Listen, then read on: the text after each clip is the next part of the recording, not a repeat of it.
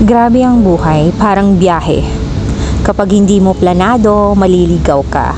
Kapag huli ka ng kumilos, baka maubusan ka ng magandang destinasyon. Ganito rin siguro ang pagkuha ng memorial lot. Hindi mo man gustuhin pag-usapan, pero darating at darating ang panahon na kailangan mong paghandaan. Hindi naman ito para sa'yo o para sa akin. Kung hindi, para ito sa mga taong mahalaga sa ating buhay. Para kung wala na tayo dito sa mundo, alam nilang iniisip natin ang kanilang kapakanan. Kaya magplano ka na habang may panahon pa.